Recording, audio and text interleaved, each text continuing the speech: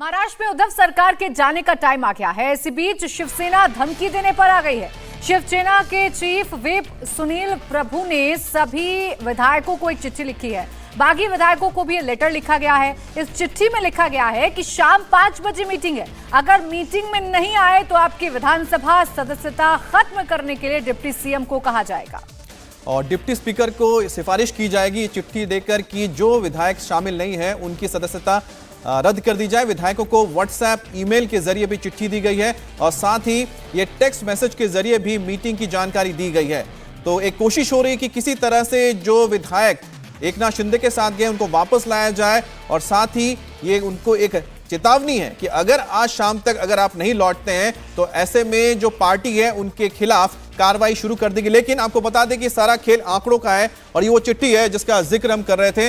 इस चिट्ठी में लिखा गया है कि 5 बजे तक का वक्त जो तय किया गया है मीटिंग के लिए उसमें सभी विधायक शामिल हो जाएं। अगर वो शामिल नहीं होते हैं तो डिप्टी स्पीकर को सिफारिश की जाएगी कि इनकी सदस्यता खत्म कर दी जाए। लेकिन एक और बड़ी बात है कि क्या इसको चैलेंज किया जा सकता है, क्योंकि आपको बता दें कानूनी दांव पेच होते हैं जिसके तहत विधायक अगर इसमें शामिल नहीं होते हैं उनके ऊपर अगर कार्रवाई होती है तो उसको लेकर अपील भी कर सकते हैं। क्योंकि व्हिप जारी करने में हमने देखा है कि एक अनुशासनात्मक कदम उठाया जाता है, लेकिन ये एक कोशिश है। लेकिन आंकड़ों का खेल भी समझना होगा कि अगर एकनाथ शिंदे के पास जो दावा है कि 46 विधायक मेरे साथ हैं और अगर उसमें अगर विधायकों की संख्या शिवसेना की 37 तक जाती है तो ऐसे में ये लेटर सिर्फ और सिर्फ एक साफ कह सकते हैं कि धमकी भरी होगी जिसका कोई असर उनके ऊपर नहीं होने जा रहा है। और दिनेश मौर्य हमारे सहयोगी इस वक्त हमारे साथ जुड़े हुए हैं। दिनेश, ये जो चिट्ठी अब जारी कर दी गई है, यानी पहले मान मनोबल की कोशिश, लेकिन उसके बावजूद जब विधायक नहीं माने तो अब इसे कहा जा सकता है कि थ्रेट करने की कोशिश की जा रही है। क्या मायने निकाले जाएं और आगे क्या ऑप्शंस बचते हैं इस चिट्ठी के बाद विधायकों के पास?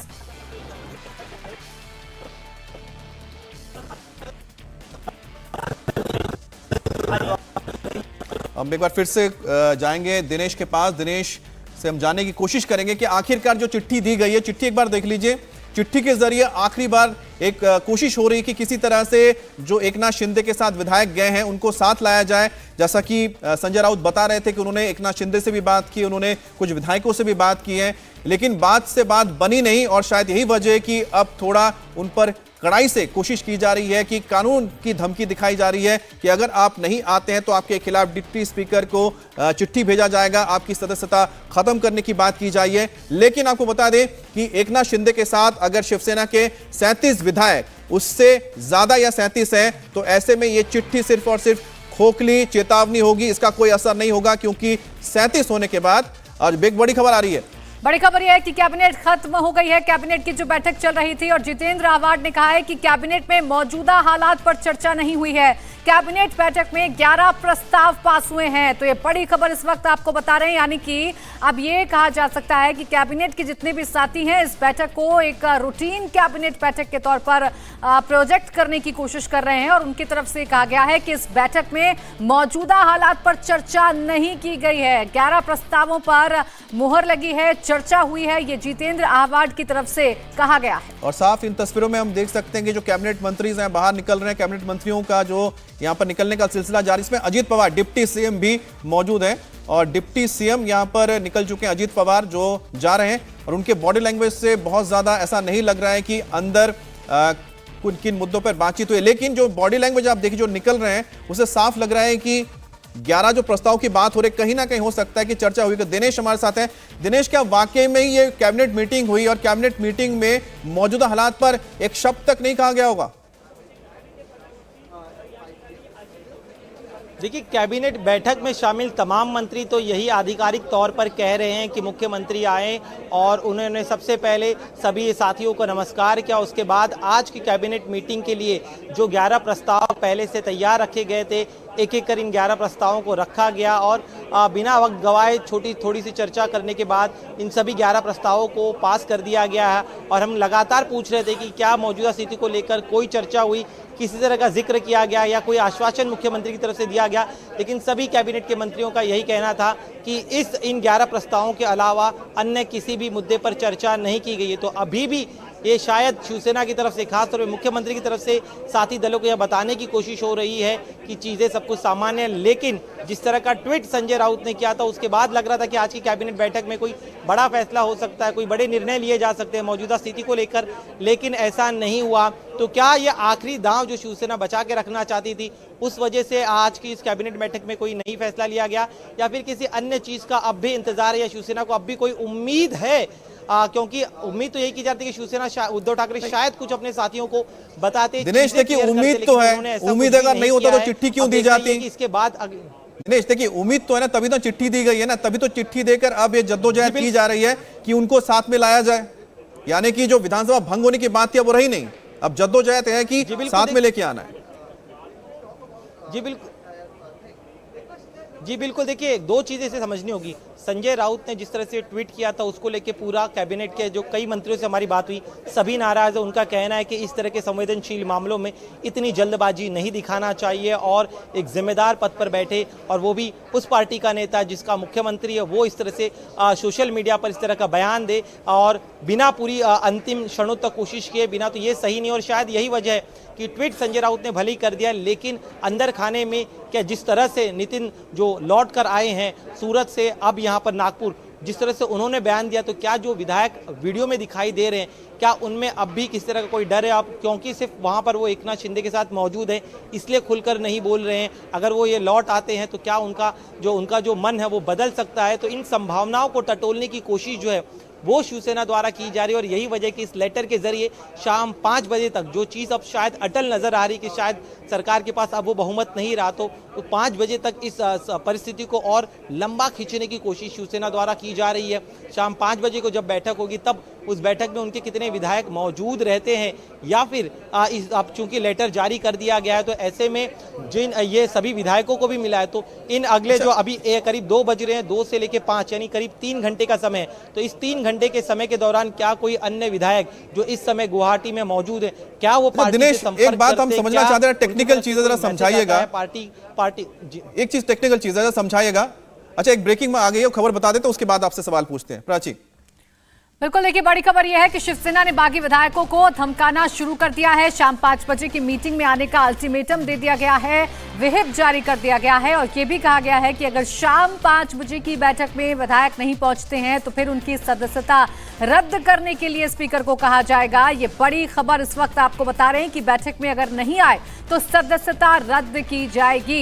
ये बड़ी खबर इस वक्त आपको बता रहे हैं। दिनेश लगातार हमारे साथ जुड़े हुए हैं। दिनेश, इसके ही मायने में आपसे समझना चाहूंगी, क्या गुंजाइश बचती है? शिवसेना ने तो अपना ये आखिरी मूव चल दिया है, कोशिश कर रही है कि आखिरी वक्त तक उसके पास वो मैजिकल फिगर आ जाए, उसके पास बहुमत रहे, लेकिन जो विधायक वहां पर हैं उनके पास क्या ऑप्शन बचते हैं छुट्टी के बाद?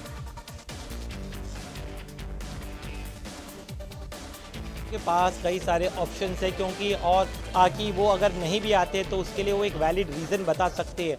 उनके वो रीज़न वैलिड है या नहीं, इस पर बाद में चर्चा की जा सकती है। और शायद इस बात का एहसास शिवसेना को भी, और यही वजह कि उन्होंने जो पत्र जारी किया, उस पत्र में एक सेक्शन, अगर सेकंड पैरा हम देखें तो वहाँ पर वो लिख भी रहे हैं कि जो भी अगर नहीं आता है तो उन्हें उस नहीं आने की एक कॉन्क्रीट वजह बतानी पड़ेगी। अगर वो वजह उन्हें कबूल हो जाती है, वैलिड रीज़न अगर जो चीफ व्हिप है अगर उन्हें वो कबूल हो जाता है, तब उसे एक्सेप्ट करेंगे, अदरवाइज उनके खिलाफ पार्टी से निकालने की कार्रवाई जो है, प्रक्रिया जो है, उसे वो इनिशिएट करेंगे। तो ये शिवसेना की तरफ से कहा जा रहा है। लेकिन जो विधायक अगर नहीं भी आते तो टेक्निकली उनके खिलाफ कोई बड़ा कदम नहीं उठाया जा सकता, कोर्ट का भी उनके पास रास्ता अवेलेबल रहेगा। और इसके अलावा मौजूदा समय में जो चीफ व्हिप है, साथ ही में कल जिस तरह से बैठक कर करीब 20 विधायकों की मौजूदगी में एक नए नेता, विधायक दल के नेता को चुना गया, उसे भी ये जो फिलहाल विधायक गुवाहाटी में वो चैलेंज कर रहे हैं, क्योंकि बहुमत का आंकड़ा मौजूदा समय में जो 55 विधायक है, 55 में से करीब 35 विधायक जो है वो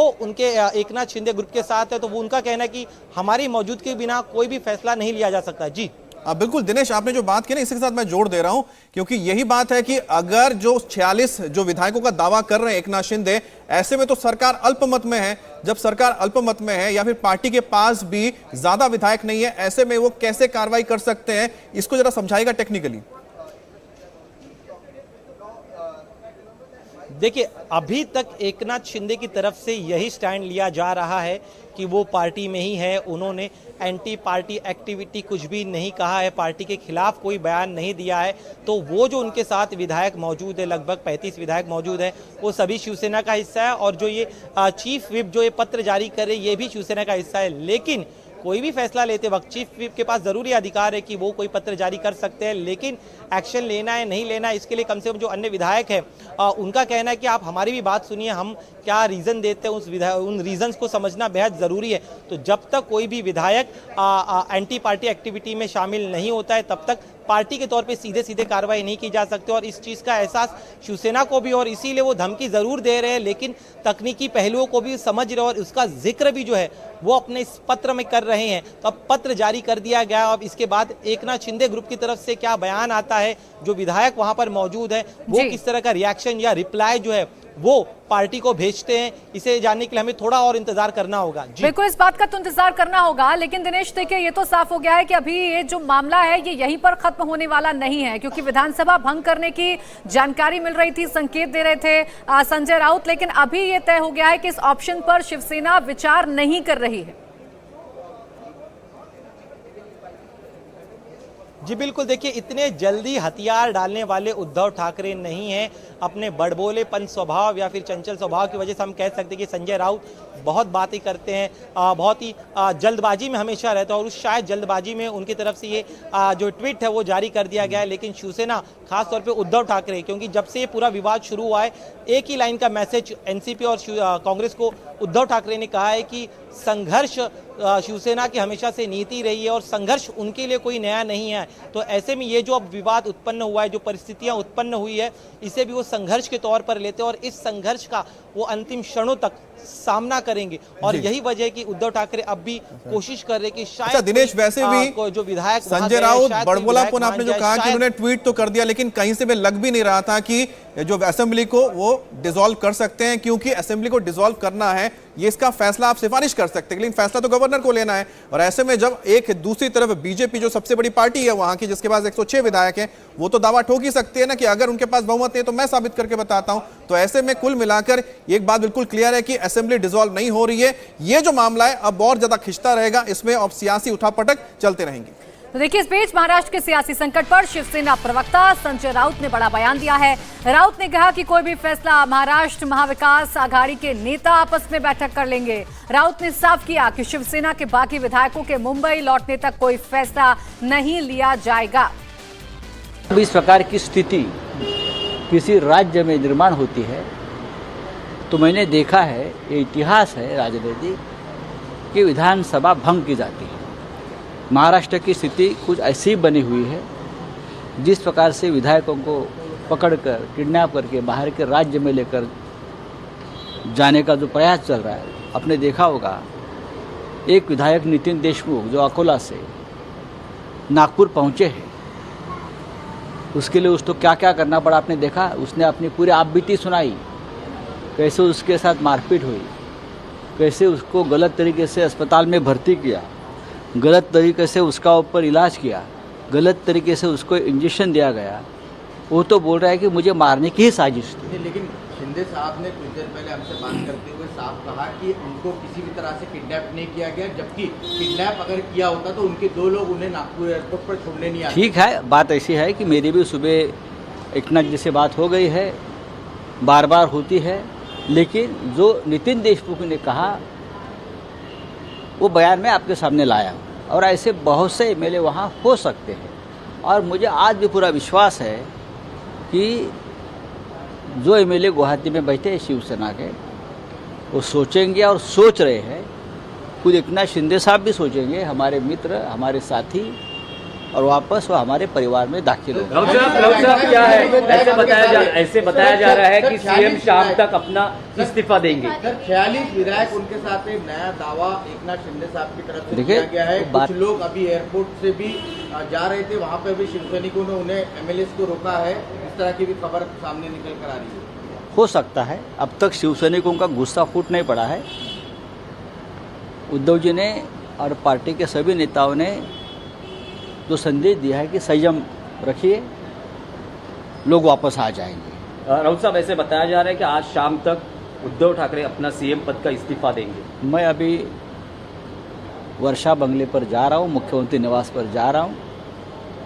ज़रूर मैं सीएम साहब से मेरी मुलाकात होगी, उनके साथ मैं बैठूंगा। लेकिन जो करना है वो महाविकास आघाड़ी एक साथ बैठकर निर्णय लेगी।